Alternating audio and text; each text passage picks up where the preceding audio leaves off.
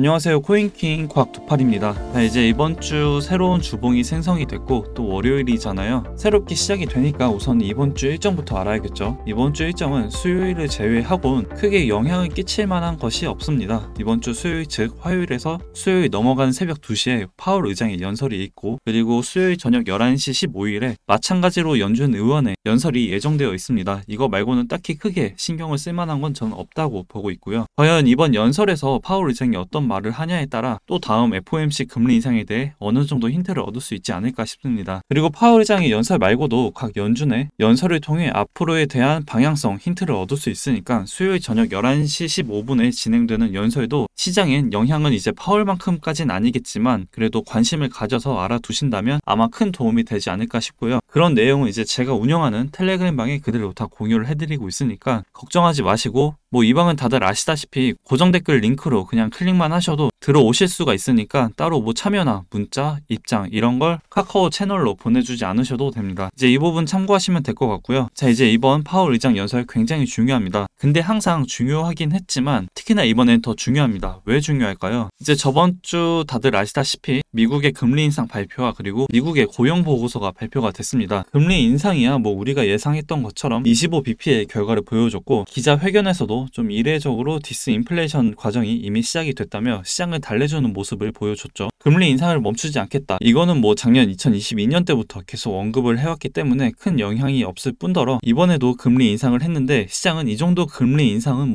이미 알고 있었던 내용이었고, 또 연준에서 말하던 최종 금리의 목표치에 거의 다 도달을 했다고 생각을 하기 때문에 그 불확실성이 점차 해소가 되면서 이걸 이젠 시장은 악재로 받아들이진 않고 있다고 보고 있습니다. 이젠 오히려 동결에 대한 기대감이 더 커진 상태죠. 자, 파월 의장 연설이 저번 주 1일 이후 거의 일주일 만에 다시 진행이 되는데, 이번 연설에서 가장 주목이 되고 있는 부분은 바로 미국의 고용시장의 상태입니다. 지금 미국의 경제 상태가 우리가 생각을 했던 것보다 훨씬 탄탄한 흐름을 유지하고 있고, 인플레이션 또한 예상을 했던 것보다 빨리 하락을 하고 있으며 그 기대감이 시장에까지 전달을 하고 있죠. 하지만 경기 침체와 관련된 안 좋은 경제 지표들도 당연히 있긴 하지만 아직까지 시장은 지금 이 고용에 더 큰 초점을 맞춰두고 있는 듯 합니다. 이번 연설에선 아무래도 미국의 고용 상태 그리고 인플레이션에 대한 언급 그리고 금리 인상에 대한 내용도 같이 말을 할 것 같은데, 과연 무슨 말을 할지가 좀 두렵긴 합니다. 금리 인상 이후 기자회견은 금요일에 발표된 고용 보고서 내용을 알기 전에 진행을 했기 때문에 지금 미국의 고용시장 상태를 봤을 때 분명 한 차례 흔드는 발언을 하지 않을까 싶고요.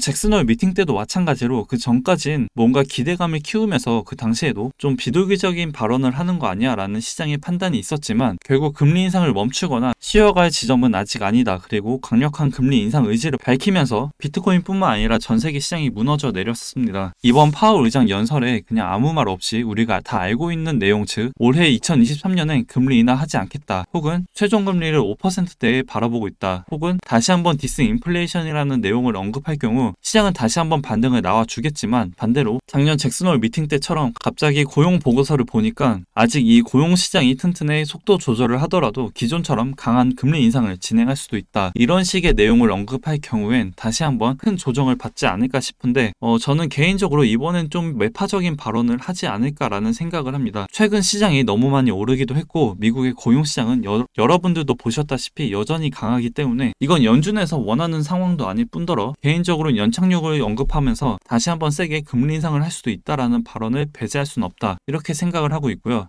사실 이건 결국 아무도 모르는 거고 파월 의장만 알겠죠. 부디 제 관점이 틀려 별 이슈 없이 지나갔으면 좋겠습니다. 자, 그래서 지금 여러분들이 가장 궁금해 하실 수가 있는 게 이번 주 비트는 오를 거냐 떨어질 거냐 이걸 겁니다. 길게 말하지 않고 딱 요점만 말할게요. 제가 1월달은 거의 상승만 외쳤는데 이제 이번 주는 소나기를 피해야 할 시점이다, 이렇게 말씀을 드리고 싶습니다. 비트 주봉 차트인데요. 지금 현재 241선을 뚫어주긴 했지만 캔들과 5일선 사이에 갭이 벌어져 있는 상태였고 지금은 이제 저 갭을 메꿔줬습니다. 하지만 주봉보다 좀 더 큰 뷰로 봤을 때 월봉상으론 아직 캔들과 5일선 사이에 갭이 벌어져 있는 상태이고, 만약 저 5일선을 터치하는 움직임을 보여준다면 저는 20.3에서 20.5K까지 열어둔 상태로 이제 대응을 할 예정이고요. 아직 2월 6일이면 월 초반이라고 할 수가 있고 지금 같은 조정이 월 초반에 나와주는 게 저는 가장 베스트라고 생각을 합니다. 그래야 빠르게 5일선 터치 후에 끌어올릴 수 있는 힘, 즉 시간이 있고 만약 월 초반에 반등이 나와주고 후반에 힘을 잃는다면 그때는 시간도 없을 뿐더러 다음 3월달도 좀 어려운 달이 될 수도 있습니다.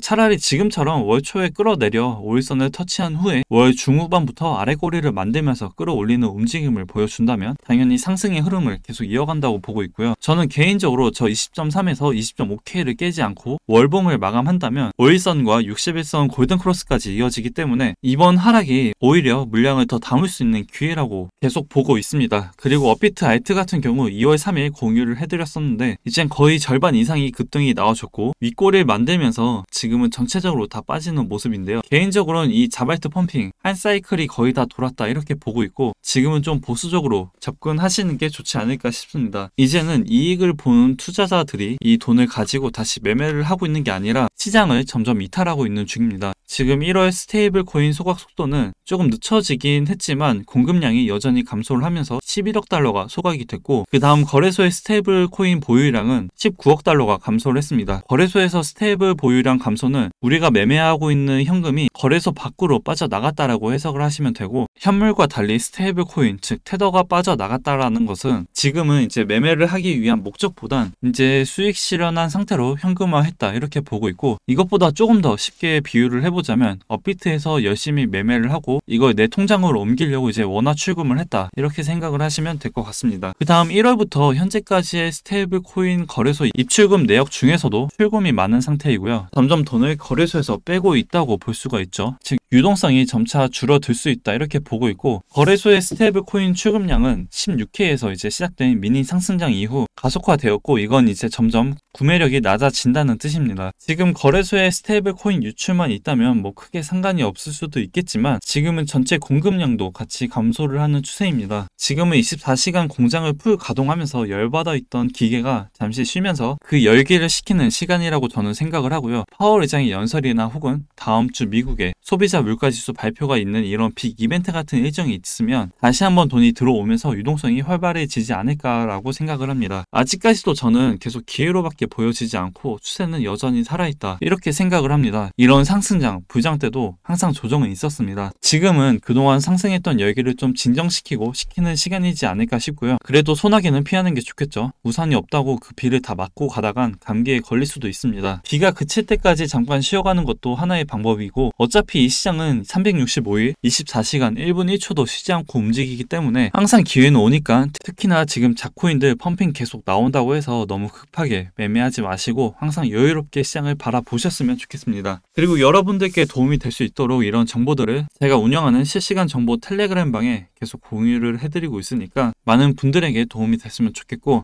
고정 댓글에 있는 링크로 바로 입장이 가능하시니까 이젠 입장이라고 보내지 마시고 바로 들어오시면 될 것 같습니다. 들어오셔서 많은 정보들 실시간으로 받아보신다면 분명 많은 도움이 되지 않을까 싶고요. 제가 준비한 내용 이제 여기까지고 도움이 많이 되셨다면 구독, 좋아요, 댓글, 알림 설정 부탁드리고 저는 이제 다음 새로운 소식들 들고 다시 찾아뵙겠습니다.